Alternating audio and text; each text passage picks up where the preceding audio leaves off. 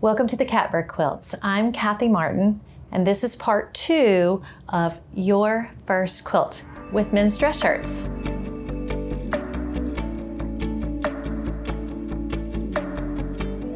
All right, so if you were here for part 1, which I hope you were, because otherwise this won't make very much sense, we are starting a new project together, and we're going to make your very first quilt with men's dress shirts. So our previous video, we talked about color choices and fabric requirements. I have a hard time with that. Fabric requirements. I don't know. It's just too many or I don't know. Anyway, in there together. Fabric requirements. We are going to make this quilt that's next to me. It is actually a baby-sized quilt. And it's going to end up being 40.5 inches by 40.5 inches. Here it is. So exciting. And as I said in our previous video, we're going to make, this is my sample that I made to show you, we're going to make one from scratch. And so today we are going to do the layout and piecing, which is, I think it might be every quilter's favorite part. It is where you get to put all of those cut pieces together, sew them, press them with the iron, and then the next thing you know, you have a whole quilt top just in a flash. So we're gonna do that today, but we have to start with the layout. So let's get to that. Hopefully you've come to me with your 5-inch by 5-inch squares. And if you'll remember, we needed 25 dark colored one or darker. We needed 40 medium, and we needed 16 white. So I have cut my pieces for this quilt, and they are laid out before you. When you go to lay out your quilt pieces, we have put together a nice big square white background. Usually I do this on my floor, on the rug. And so you don't have to have anything fancy. You're just really gonna lay it out so that you can, so that together we will do this on the video. But when you're at home, you can get a sense of where everything goes and make sure it's all positioned correctly. It takes a little time. The editor and I just laid out these blocks on this piece of white fabric, and it took us surprisingly longer than we were anticipating. So if you're going to be in the middle of your floor in your house, or if you have a very large dining room table or island in your kitchen, just know it's going to be tied up for a little bit. We're going for a gingham look with this quilt, and which is essentially a darker color and then a lighter version of that same color, and then a block of white, or you can do cream. And if you have chosen to do something other than a lighter version of that same dark color, you're going to end up with just a plaid. It's not going to be a gingham look, and that's totally fine. So I've just been informed that the way that I previously did this, I'm totally in the frame with my head in the way. So we have come up with a pointer situation, and you can see our history. This is a conductor's baton that the editor used to use when he was a band director.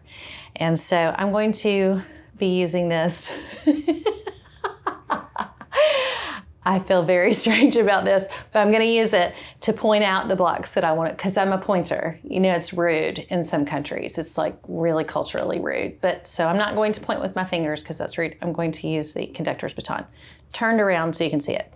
So for our purposes, the quilt, I'm facing the quilt, and that is the top left. So this is the top left, and this is the top right. Now, in this particular pattern, it is completely symmetrical in every corner. So I could do this in any orientation I want to, but for the purposes of instruction, I'm gonna start from here, and this is a row for me.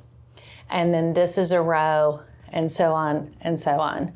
And that's the way that I think about it. Some people think in columns, I guess I think in rows, but it's pretty common actually in quilting, if you're new to quilting, that the pieces will be assembled in rows, and then the rows will be sewn together, which is the way we're going to do it. So I'm going to start with row A, which is that very first row, and it is dark, medium, dark, medium, dark, etc. And that's what row A is. And then row A repeats 1, 2, 3, 4 times for a total of 5 row A's. And then row B is medium, white, etc. And then it repeats, and it repeats another 3 times. And so that's how we have the pattern that starts with a dark and ends with a dark, and then same for the very last row. So that way it's just visually pleasing to the eye because it's completely symmetrical, begins and ends on a dark on every corner. So what we're going to do now is I'm going to show you how to put your pieces together so that when it's time to go to your sewing machine, because likely you have not done this on the floor next to your sewing machine, and then we'll do the piecing of the quilt top, and by the time we're done with this video, you'll have your quilt top done, which is hard to believe and exciting. If you have not chosen a dark color and then a lighter version of that same color, when you get done, which you may be able to tell when you lay it out, you will not have a gingham effect on your quilt. And that is okay. It will just be like a check or a plaid. So let's say if you did a dark, let's just keep with our blue. If you did a dark blue and then a medium brown, it will just look checked. It will just look like a plaid, but it will not have that gingham effect. So gingham is essentially a dark color and then a lighter version of that same color and white. So if you're really going for the gingham look, then now is the time before you get it all sewn together. If you need to make color adjustments, now's the time. Also, in my pattern for this one, and I said this in the last video, I did not have enough of this lighter version to do every single block in that color. This one is a pale blue with stripes. So what I did, I found another pale blue. This one has little tiny darker blue polka dots. And so in my layout, what I did is I put all of these same light blues that have the stripes next to a dark blue. And my other light blue that has the polka dots, I put them next to a white, which I realize they actually are all next to each other. But all of the polka dot ones are in the same row. So this column, as I'm gesturing, this column, this column, this column are all the same. So this is the same as this, which is the same as this. The pale blue with the stripes are all in the same row, actually row or column, depending on how you're looking at it. So as I gesture this way, it's a row. You don't have to do it that way. You can do them in a random order and it's totally fine, but I like order and it's pleasing visually. So that's the reason why I did it that way. So that's that. Let's go on to putting our pieces together. So I have scooted around and now I am sitting beside my quilt layout. All right, so I started over there with it, where that blanket is so that I didn't destroy the tops of my feet and my knees. And now I'm sitting beside.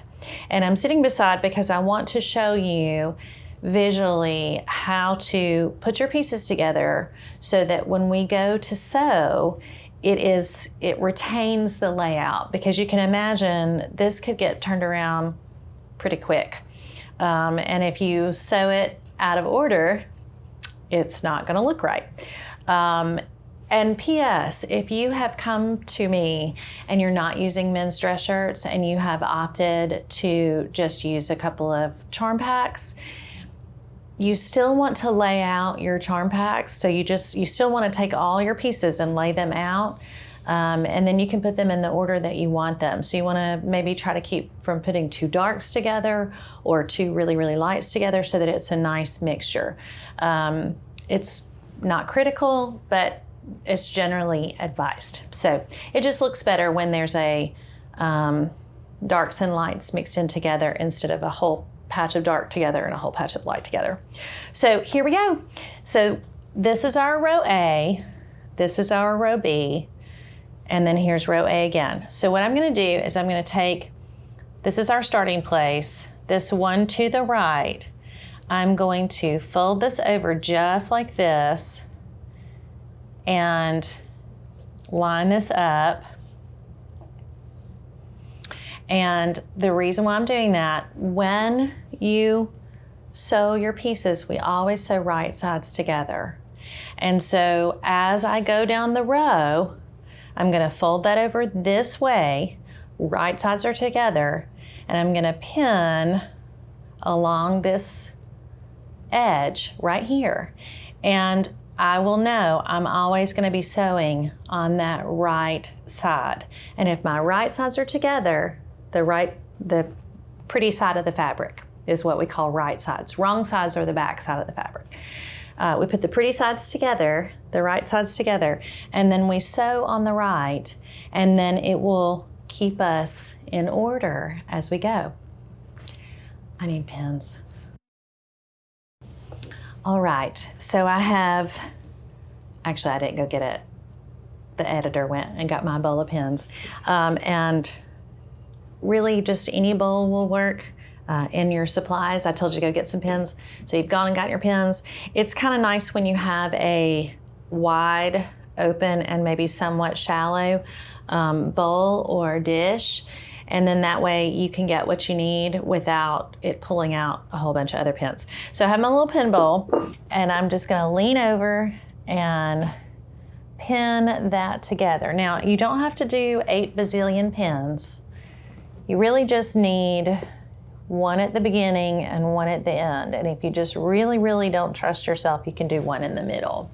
Then we're gonna go to this next pairing. And I just folded that over and I used my finger. You'll see this a lot in quilting videos. People who will use their fingernails or their fingertips to just you can kind of drag the fabric along, because a lot of times they naturally adhere to each other a little bit. And so you just kind of need to get just a little bit. So I'm going to lean over again and I'm going to pin like that. Now, you can pin any way you want to. When it comes to the time that we start to sew, you pull the pins out before the sewing machine gets to it. But it's, I think, probably widely accepted, maybe not. I put my pins in perpendicular to the seam, and that way as this is going through the machine, so I'll have one hand here and it will be going through the machine like this. I can just, I know that was kind of ridiculous, wasn't it? But I can reach up and just pull that pin out this way. You can also pin further over. I've seen people pin this way, and then it's not in the way of where the machine will go. But in my opinion, it's harder to pull the pins out. So you can do it however you like. Just know that when the time comes, you're going to pull your pins out as you sew. And then we're going to continue to do that on down the line. I'm actually not going to pin because, again, my head is right in the shot. That would be row A. Then we come back, because this is a process. Quilting is a process, by the way. If you have not already figured this out, quilting is a process. There are so many steps, and you just kind of have to take each one literally step by step. So then we're going to go to row B, and we're going to do literally exactly the same thing. So I'm just lining that fabric up. Do you see how I'm kind of dragging to catch that, because they are pulling on each other? And you want to line them up as straight as you can. You'll have very small variances in your cuts probably. Even if you bought charm packs, there are variations in the sizes. So you want to, sorry, I had to pick it up to make sure that it was actually together. You want to try to make them as lined up as possible. and then I will go down that whole row and do that row. And so essentially what I'm doing is I'm putting pairs together. And we'll do all of that row, and then all of row A, and then all of row B, and then all of row A, et cetera, ad infinitum. Then I will gather them up, and the way I do them is I start whichever one is my starting place, which in this case is the top left-hand corner. I put that on the top. And so I literally just go boop, boop, and down the line. And so I will have all of row A folded, pinned together, and stacked in order. So when I go to my machine and I take this pile like this is row A. And I will have 5 row A's and 4 row B's. Okay, so let's go do that. Yes, so I have laid out all of my squares and made sure that my pattern was correct. And then I took the right of each pair, folded it over, and pinned each one for each row. And then I made a stack of the rows. So this is what's right here before me, is this is the whole quilt top, which is kind of crazy. And so they're all pinned and ready to go, or so you think. But before you do that, let's have some reminders. You want to make sure you have a fresh needle in your machine. You want to make sure you have enough thread in your bobbin. And one of our viewers reminded me, I don't know if you watched the basic sewing tutorial. If you are a true beginner, I'm hoping you did. That sometimes I mentioned the bird's nest of threads that end up on the bottom of your sewing. And one of our really great viewers made the remark that in her experience, that's often because the machine is threaded incorrectly, which I have also had that experience. And that is such a good reminder. So you want to make sure that whatever your machine instructions for how you thread your needle, that's done correctly. So you just want to do those checklists. My machine is threaded correctly. I have the thread back and behind the presser foot. The bobbin is loaded and ready to go before you start in on your piecing, because you do not want to ruin your piecing. One quick thing also, just as this is something I've learned, I have next to my sewing station a little toolkit. And so I have paintbrushes that I use to kind of dust off. I'm a little bit persnickety. You may have noticed that about me, that when my presser foot gets real dusty, it irritates me. So I just keep a paintbrush next to me and I'll just kind of dust it off. You can use that for cleaning off your machine. I have my seam reaper. I also have an extra pair of snips. I have my screwdriver if I need to change my needle out. So it's just kind of like my little mini toolkit. This happens to be in a Talenti container. Raspberry cheesecake. So it doesn't matter what you put it in. It can be loose on your table, but never a bad thing to have your tools nearby. Sorry, that's kind of rattly. And then also my pin bowl that I just used to pin all of my piecing together. You're going to need that back because as you sew, you're going to be pulling those pins out. And it's the kind of thing that you get started and then you look and like, where am I going to put my pins? So just get your pin bowl back out. I have my pin bowl next to my machine. Sometimes I also have a cup of tea or a cup of coffee there. Let me just tell you, you don't want to know how I know this. Put your pin bowl closest to you so that you don't put your pins in your coffee cup. Done that. So that's just a good thing to have next to you. You'll also, it's maybe a wise idea to have a pair of snips or those small scissors that I've referenced very nearby in case you don't use the cutter that's a part of your machine. So those are some high points that I wanted to hit. In the basic sewing tutorial that I made, I mentioned that when you cut your fabric, you might want to have a couple of extra, like your scraps or some extra pieces. I actually followed my own advice for once, and I did that. And so I, just now off camera, I took the two pieces that will be sewn together in the quilt, I actually sewed them together. And it's a good thing that I did because my tension was off. So I fixed my tension before we got started, and I actually did it on both pairings because this particular fabric is very thin, and I wanted I wanted the tension to be right so it doesn't pucker. When you're working with men's shirt fabrics, sometimes even if your tension is correct, you will have a little bit of puckering because there's such a high thread count. So it's so tightly woven. If that happens, try not to let it get to you. Just if you don't see any of the threads underneath or on top and it feels nice and smooth, when you hit it with the iron, which we're gonna do a lot of ironing, go on and prepare yourself, it should flatten out, and it definitely will flatten out in the end result. So those were just a couple of the high points that I wanted to hit before we really start doing our piecing.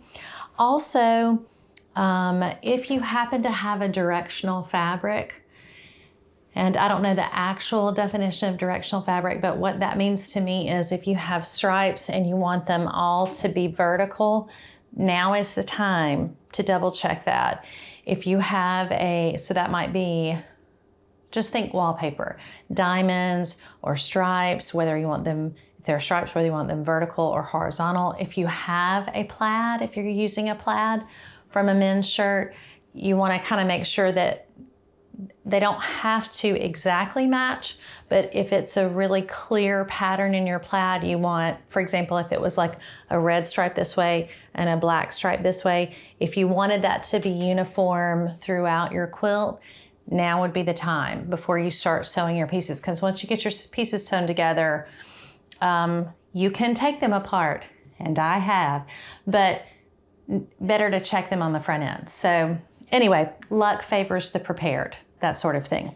So I've done my little practice, made sure my tension is correct. I have all my tools ready. I actually did put a new needle on my sewing machine, so I am ready to go.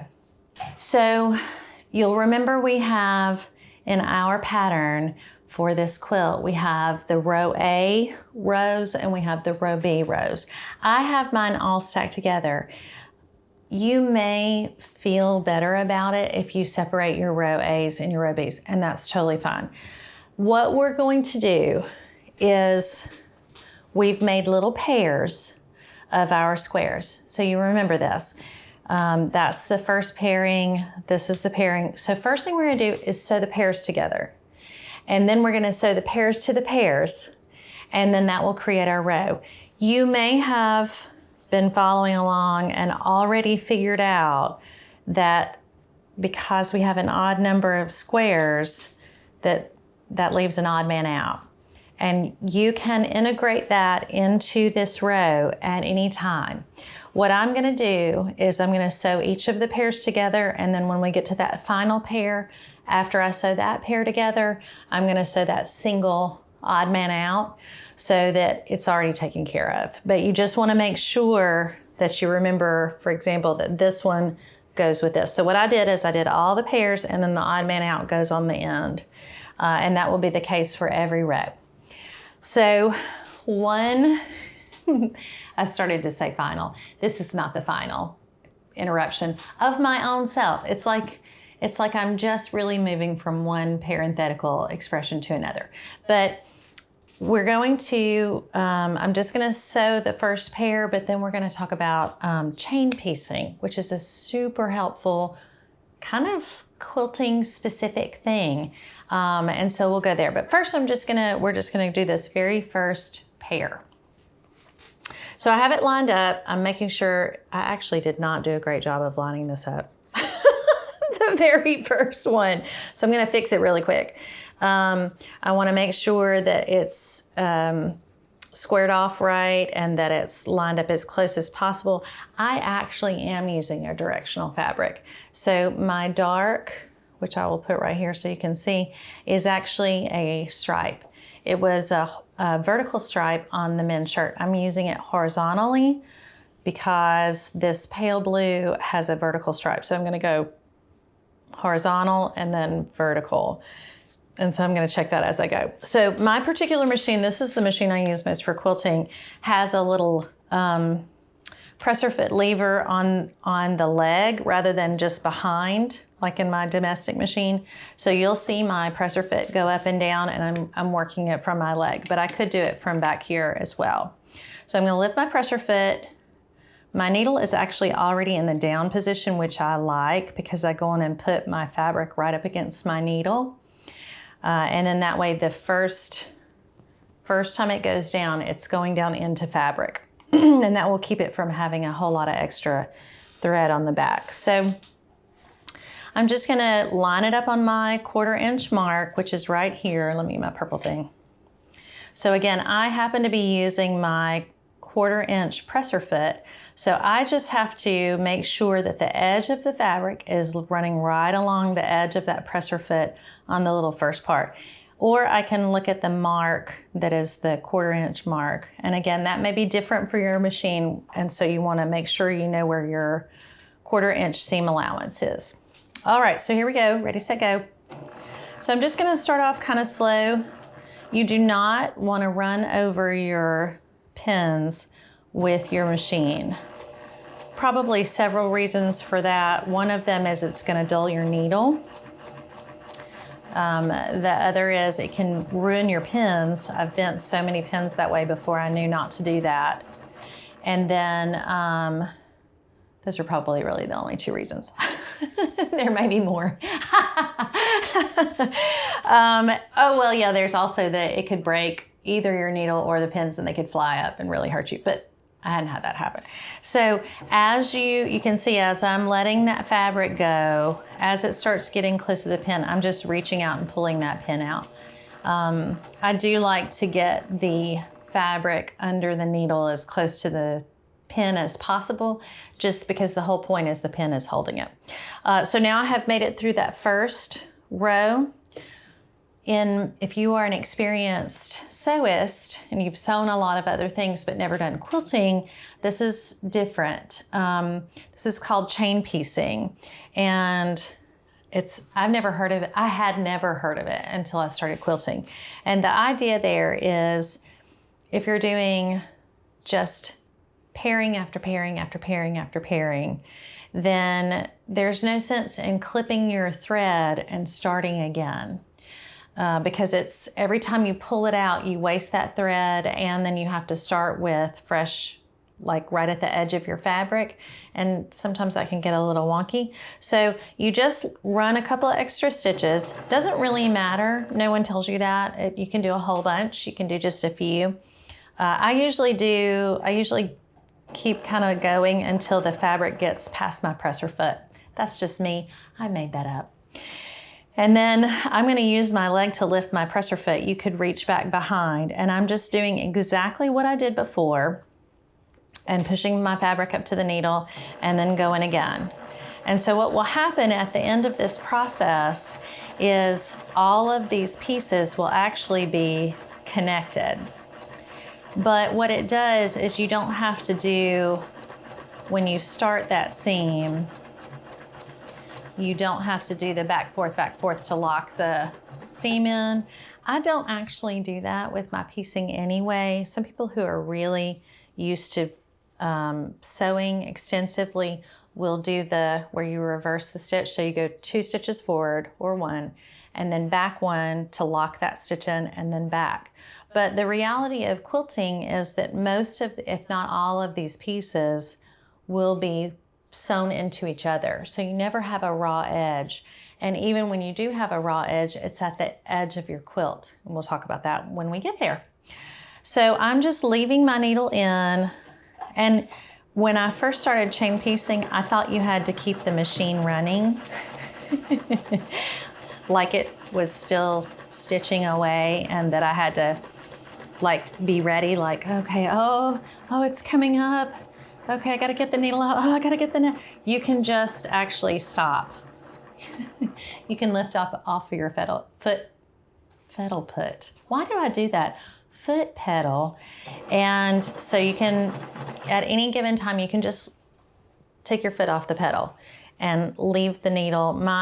I actually have it marked where my needle stays in. Most machines have that now. If you don't have that, you just turn the knob and get it in the down position.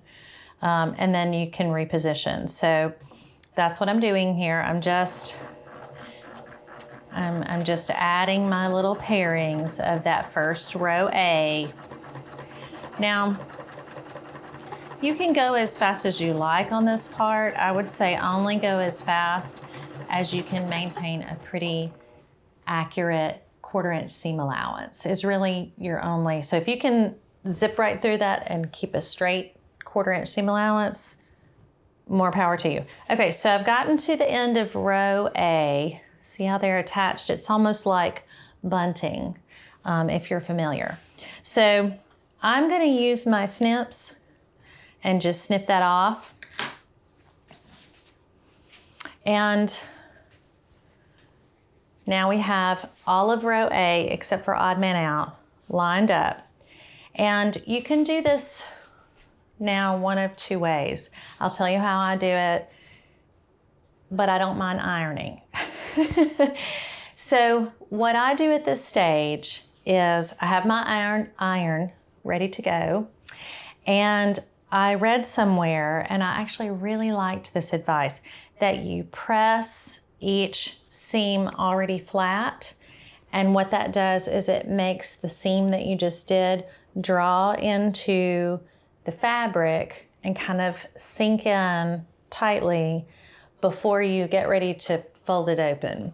So I do that when I am doing this process, and I'll show you that in a minute. So I go and I use steam. A lot of people use a dry iron. It's your preference. I have found with men's shirts in particular, because of those high thread counts and because a lot of times they're very crisp, it responds well to steam. So I go psht, psht, psht, psht. And while it's, sorry, that's the sound of steam coming out of my iron.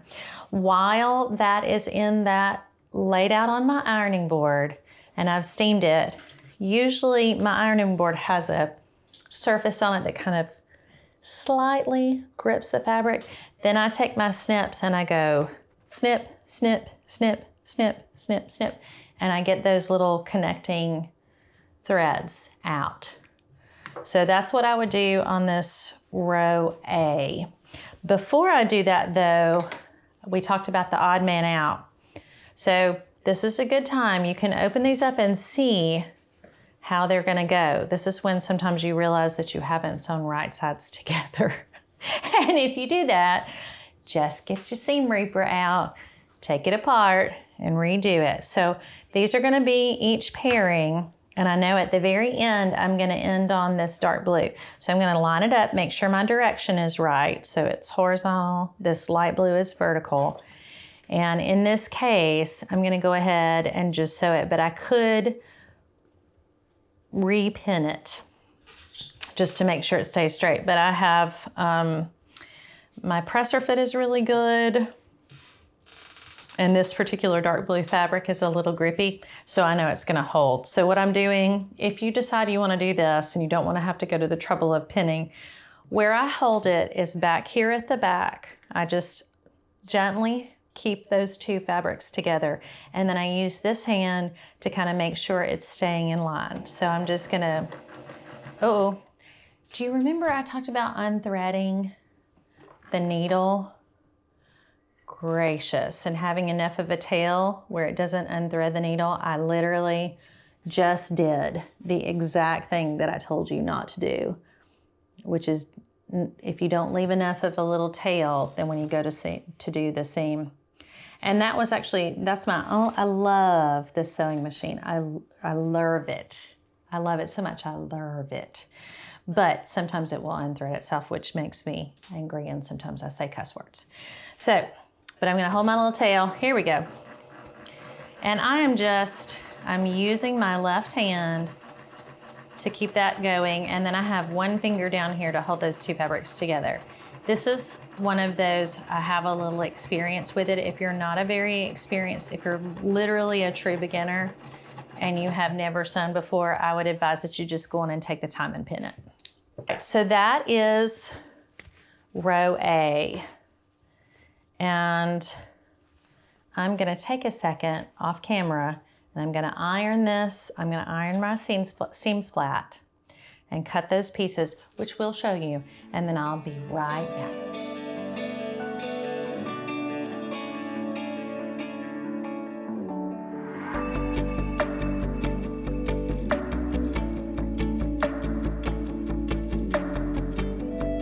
Today's video is part 2 in did you see my mouth? Your